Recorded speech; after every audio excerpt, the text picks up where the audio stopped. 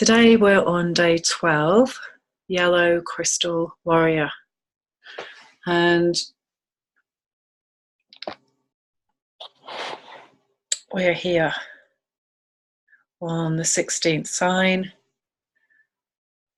And this video today is about today and yesterday. I didn't make a video yesterday. Yesterday was a letting go day, often quite an intense day around releasing the structure, the spectral day, the shadow, what needs to be released, what's been coming up over the past, literally the past 10 days. So yesterday was blue spectral eagle, and what is seeking release so we can really be a planetary server, which is what blue eagle is all about. Blue eagle being a mastery sign, the 15th sign. And again, a lot of the conditioning, the mindset on the planet is around, ooh, look at me, you know, what I've created, what I've made, and all of that energy. And the key to this time and these frameworks that I'm sharing on my blog and doing these videos, the key is about us seeing our bigger picture of how we serve the planet, and how we serve the planet is through healing. Sound like a stuck record on this, folks, I know, but that's where it's at. That's the truth. It's about healing ourselves, our ancestral patterning, and the planet for Blue Eagle is Jupiter. So Jupiter is a planet of expansion, and wherever Jupiter is in your particular spiritual map is key, your astrology, key to know as to what you're here to master in this lifetime and where it falls in your chart, in which house, and all the information that goes with it.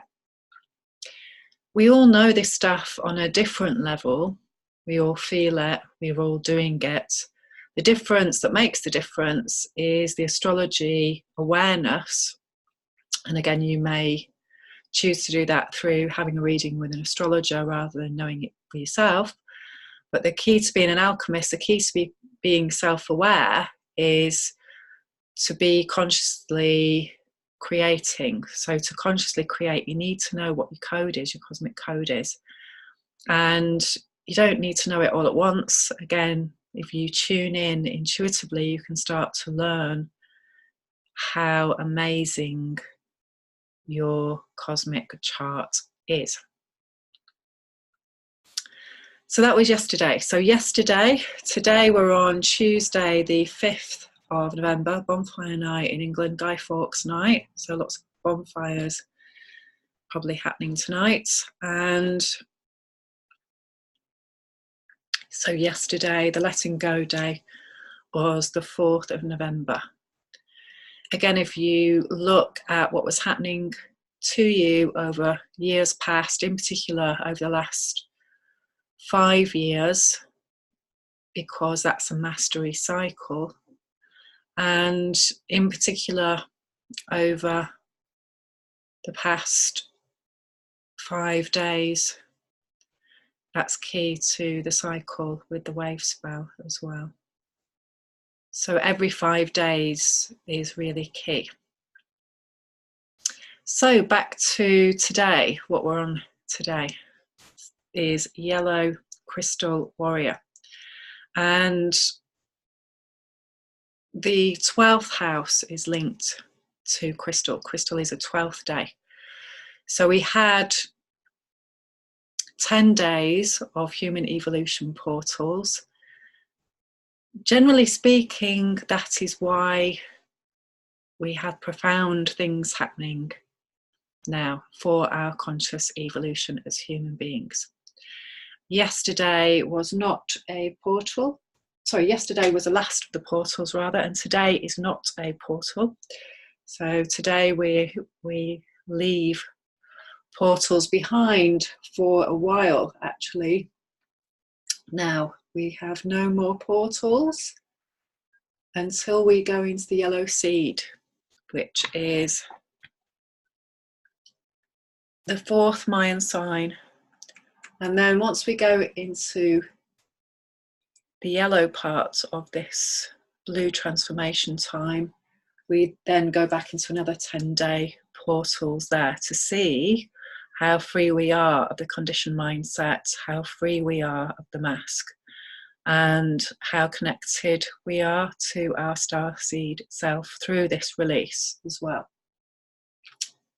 So we've got the yellow mirror wave spell coming, the white mirror wave spell coming up next. So we're going to be refining what has happened to us over these 10 portal days. We're going to be seeing what's reflected back.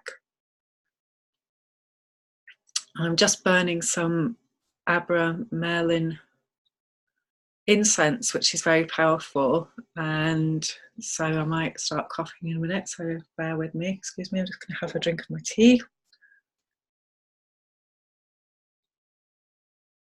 So, Yellow Warrior, another mastery sign, and because we have it in its crystal form today, we are seeing how much we are on our heart path, clear, crystal clear, clear of the human being wounding. And the planet for Yellow Warrior is Saturn. So that teams up, that is paired up with, moving the camera backwards and forwards, teamed up with this one up here, which is Blue Knight. They're not in the same tribe, they're in different tribes, but Blue Knight again has Saturn. And Saturn is where it's at in terms of understanding the framework of your cosmic code. We have a Saturn return at the age of around 30, and then around 60, and around 90 if we're still here on the planet. And it's the key framework that we are working with. On the planet at the moment, we've got Saturn in Capricorn, which is the structure of the patriarchy, the father, and the 10th astrological sign as well. So again, that also connects to the 10th house through seeing where we are manifest in terms of the patriarchy, where we are in the hierarchy, where we are around our belief system, how balanced we are in the masculine and feminine within. And so intuitively today, I decided to revisit this book, which is an amazing book and was given to me when I hadn't got a clue what it was about. So I was doing my Uranus opposition at midlife, around the age of 42. We get Uranus at the opposite place to where it was when we were born. And this is what causes the Kundalini to rise. It pulls the Kundalini up through our body. And so on one level, there is no need to do any Kundalini raising because it happens naturally at that time. This is key to Red Serpent, which is all about Kundalini rising.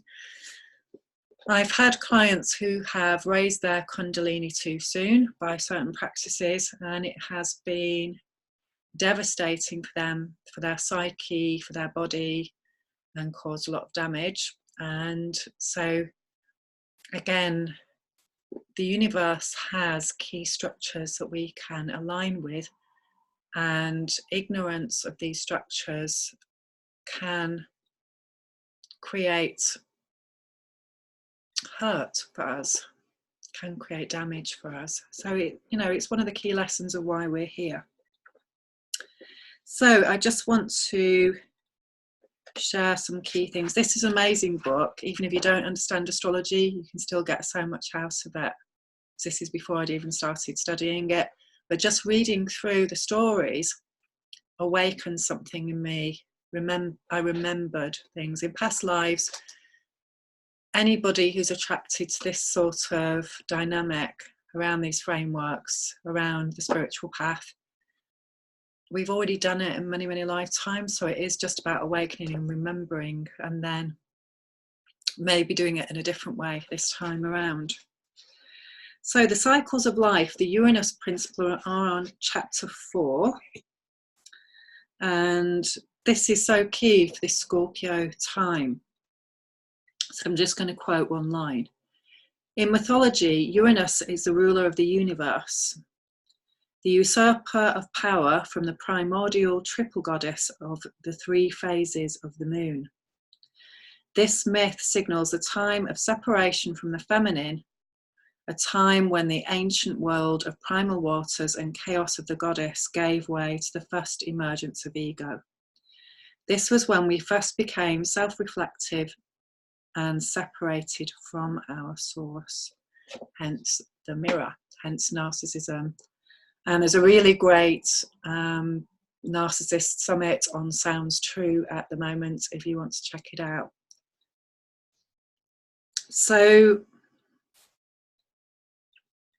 if you Google as well, evolutionary astrology, there's some amazing stuff out there about Uranus. So it's this Uranus light that's coming in, Uranus in our chart, that's the light bringer, that's really bringing in this amazing information from the star system of remembrance of who we are, and that we are now coming into balance with the masculine and the feminine. It is time for that. So just to continue a bit more about the Kundalini. Kundalini is the Earth's natural life energy which flows through each of us more intensely at the moment of Uranus opposition. So if you have Uranus in Scorpio in your chart, then you are experiencing your Uranus opposition at the moment, because we have Uranus in Scorpio is a current transit. Okay, so particularly at this time, in this axis of Taurus and Scorpio, this is all about survival instincts, and it's very, very powerful time around how we have to connect to the earth and feel safe on the earth, and all the reasons why we haven't, and all the reasons why our ancestors haven't, are still playing out in us until we become aware and we heal them and we take action to create change on the planet. Now, this is very different to some sort of passive healing and passive way of being. This is very proactive. This is very much about walking the talk and not just talking it. Okay, so however, our evolution in self-reflection has resulted in profound blocks in our energy conduits, the chakra, spine, and meridians. Living beings are meant to be connectors through which energy is transmitted due to the electromagnetic flow of waves travelling at the speed of light from the sun, hence the red Skywalker, which was the gateway day on Gate 9. We're all Skywalkers, okay? We are destined to be co-creators existing in the magnetic gravitational field of Earth as Uranus greens the life forms with electrical sparking. The way to facilitate our evolution now is to gently allow Kundalini to rise naturally at midlife, realizing that the electrical force of Uranus maximizes our connectivity at Uranus opposition.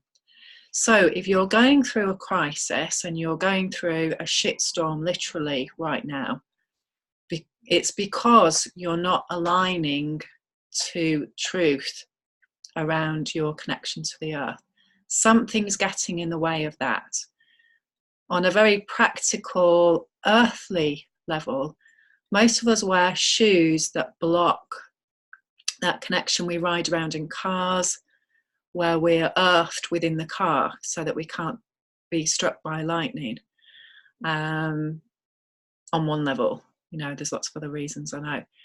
But again, it's going back to nature, bare feet on the ground, feel the connection, not being in a high-rise office room with no natural light 24/7.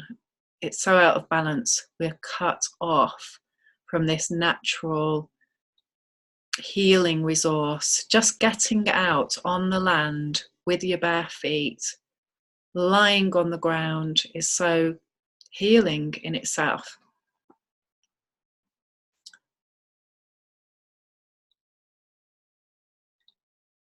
So we need to heal the looming wounded Uranus by integrating male and female within. We all need Uranus as a lover and not as a father. So Uranus is the forge, and that changes the Saturn structure. So healing all our Saturnian wounding is really key. And Chiron is the key to this. So this is Barbara Hand Clow, and she also writes a book about Chiron as well. On day 12 of any wave spell, we have complex stability. And so again, this is a really key point here. This is on page 248. Once you break through the primal repression, the block side of the polarity that is opposite the house where Saturn is located in your natal chart. So this is really, really important. Remember, Chiron is the rainbow bridge. Chiron is where our wound is. It's a generational thing. We just left Chiron in Pisces, which was my generation's wounding. Generally speaking, Chiron comes up around the age of 50. The decade of the 50s is where we come into mastery of what's gone before. So it's like a day 5, if you like. It's the overtone. So again, it's wherever we've been out of balance, the polarity is where we need to work so that we can become balanced again. Once you can feel the difference between being eternally caught in duality or expressing the full feeling range of any polarity potential, you automatically begin to rebalance yourself whenever you are pushed too far to one side or the other. By learning how to hold structural tension, this is tensegrity in terms of Carlos Castaneda's work. Google that if you want to find out more about that group, because there's a huge group now around that. Staying totally balanced in 6 polarities simultaneously as events continually trigger you, you become a master of energy. Then the field evolves into 12 totally activated fields of potential activity. This, the 12-strand DNA of the emotional body, becomes your action guide in physical reality. You are no longer a rat in a maze being pulled this way or that way because you can feel when you are being impulsed or manipulated. You've moved beyond duality into a holistic circular node. Just have to pause the video there. Sorry about that. Okay, sorry about that interruption there. Forgot to put my phone on silent. And yeah, it's really coming up for me at the moment around all these things, learning about technology, and I just got a new phone, how it works, and all the things that we need to do in modern life that can often unground us as well. Too much emphasis on the technology and the being in that mechanized mindset as well. So yeah, can't recommend this book enough. Really amazing book, and also, well, all of the books are amazing that I've read that talk about this. And one really key chapter that I would love to read out, but it's too long, is the meditation. So I'm going to revisit this for myself today and really reconnect with this, because it is just this remembering, at one time in in somewhere in the galaxy, we knew all this stuff and we knew how to do this stuff, and we're just going through this process again of reconnecting and relearning and healing all of these old ways of being that are out of alignment. We're in Sun in Scorpio, we're in self-existing moon, and we're on day 19 of that today. So we're well into this energy now. We're into past the full moon energy in that framework in self-existing moon. In terms of the moon itself in the UK on the 5th of November, I'm just doing this live now, when we are at 5 p.m. here. So we're at Aquarius at 26 degrees, and I'm just going to read that again, which is inside degrees, which is aqua or fire.net.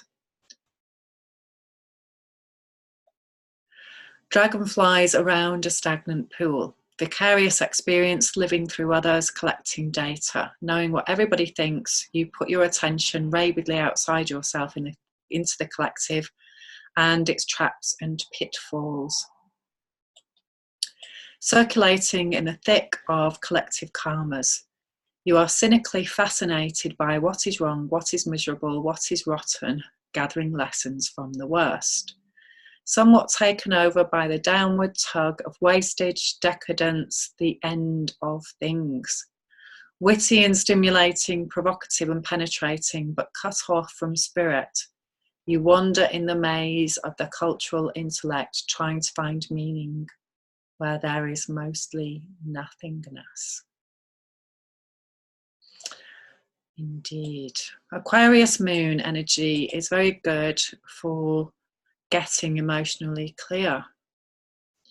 And because that is what it wants us to be emotionally clear and free of triggers, free of emotional drama. Imagine what that will be like when we live in a world like that, where we're all balanced, where we're all creating from this balanced place, where we're all living in structures that are harmonious on the outside because we are harmonious on the inside.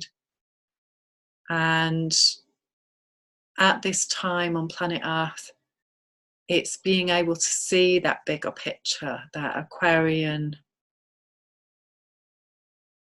human that is evolved and free of wounding. At the moment, we're not there yet. And we can really see, though, in our own personal experience, what has created wounding for us. We can understand it. Often people have a mindset around believing that it's okay for people to behave in certain ways because they've had a terrible upbringing or they come from a part of the world that's terrible.